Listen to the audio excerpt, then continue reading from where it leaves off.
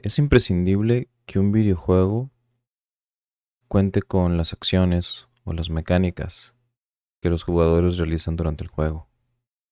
Un par de herramientas importantes que los diseñadores de videojuegos utilizan para dar forma a las experiencias de juego son las acciones directas e indirectas.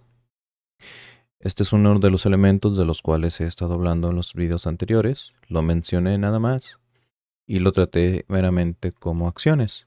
En este caso, los voy a separar en dos partes, en directas e indirectas. ¿Qué es una acción directa?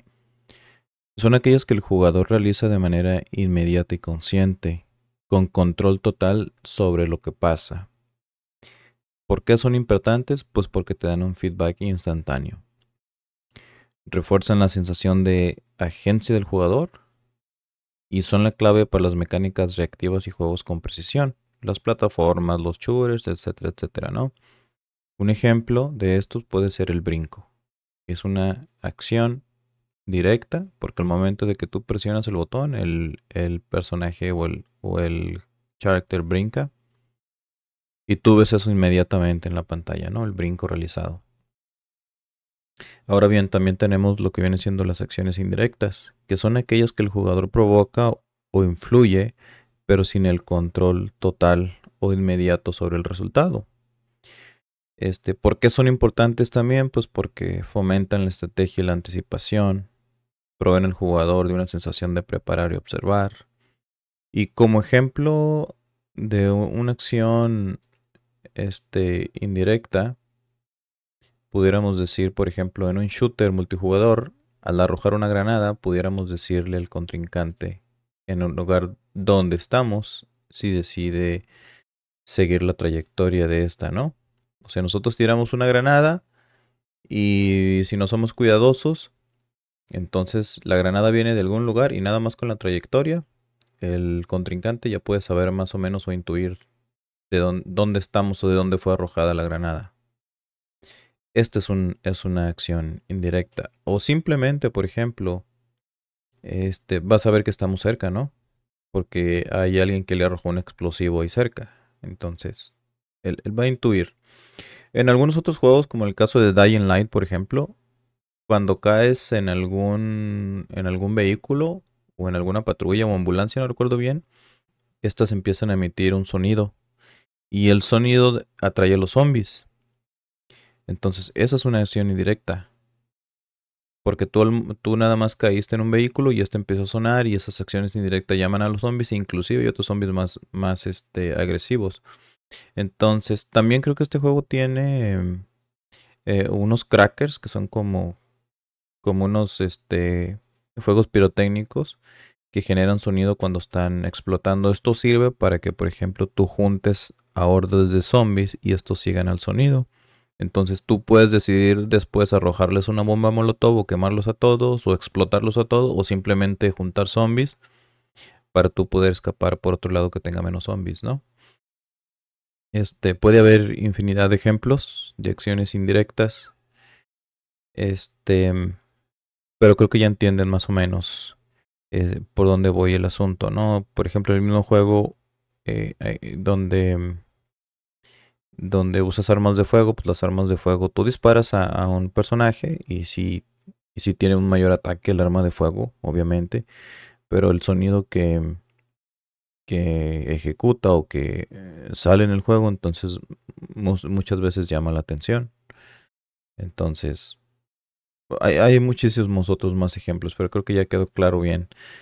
Eh, Tetris sirve como un excelente ejemplo de este concepto. Los jugadores interactúan directamente con las piezas mediante los controles de movimiento y de rotación. Al mismo tiempo interactúan indirectamente con la disposición del tablero y las piezas ya colocadas al decidir dónde y cómo posicionar cada nuevo bloque. Cuando un jugador rota y coloca una pieza en una posición específica, esto desencadena una serie de efectos indirectos en el estado del juego. Las líneas completadas desaparecen y las piezas superiores descienden, y la puntuación aumenta según el número de líneas eliminadas de una sola vez. Entonces, el jugador ejerce control directo sobre la pieza actual nada más. Tú la mueves o la rotas. La puedes mover lateralmente. Puedes acelerar su caída también. Obviamente rotarla. No la puedes hacer que se vaya para arriba. Esa es una restricción que tienes. Pero las consecuencias de estas acciones generan resultados indirectos que afectan el desarrollo posterior del juego. Una decisión aparentemente simple como colocar una pieza en forma de L en un ángulo determinado puede crear oportunidades para futuras líneas completas o, por el contrario, también acumular problemas si bloquea espacios clave. Eso es un ejemplo indirecto de una acción indirecta, porque tú estás, digamos que de alguna manera bloqueando, pero también al mismo tiempo estás ejecutando una oportunidad para líneas futuras. Eso es bien interesante, por eso quería nombrarles este ejemplo de Tetris. Y no te das cuenta, o sea, tú estás jugando y dices, estas son las reglas de Tetris y así está diseñado, pero ahora que lo estamos viendo desde un punto de vista más técnico, pues podemos ver que también tenemos acciones indirectas que afectan al estado del videojuego. Entonces, esta dinámica entre el control directo de las piezas y los efectos indirectos del tablero es fundamental en el Tetris.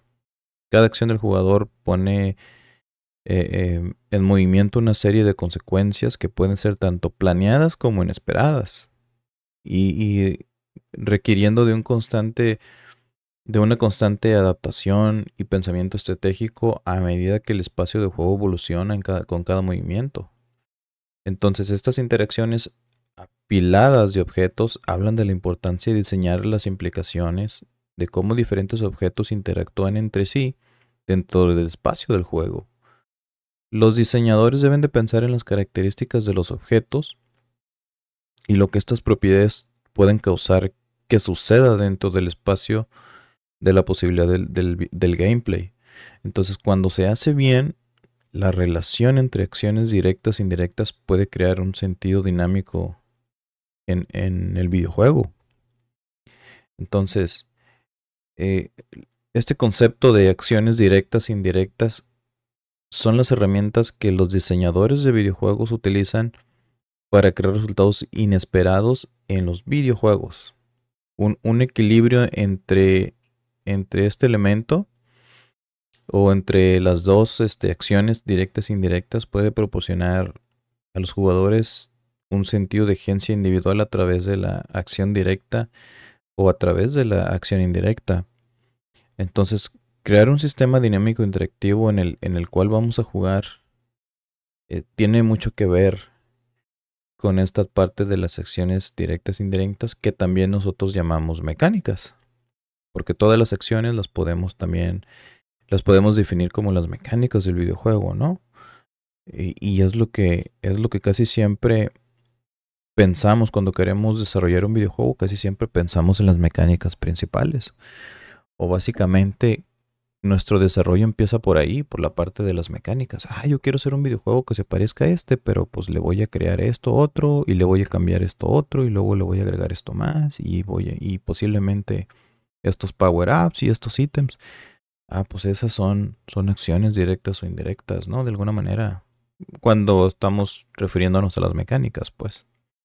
Entonces, cuantas más acciones directas tenga un jugador, más afinado puede ser el control del jugador sobre su experiencia. Con más acciones indirectas hay menos control, pero una mayor sensación de descubrimiento o estrategia sobre cómo funciona el mundo.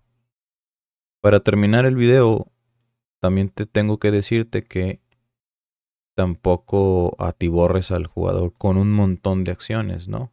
O acciones que no se van a utilizar del todo. Entonces está bien tener diferentes acciones. En el video anterior me parece, daba el ejemplo de Celeste con Mega Man X, que Mega Man X, el juego, tiene más acciones directas. Ojo, que ya no les dije mecánicas, sino estamos hablando de las acciones como tal. Por ejemplo, dispara, cambia de arma, brinca, tiene un dash, se arrastra por las paredes, brinca de una pared a otra. Y esto mismo tiene Celeste, pero Celeste, en el juego Celeste el personaje no dispara, pero sí brinca, tiene dash y se agarra de las paredes también. Entonces digamos que en el juego de Celeste, pues las mecánicas, o en este caso las acciones directas, son poquitas, o son un subconjunto de todas las acciones que puede tener el personaje de Mega Man en su juego.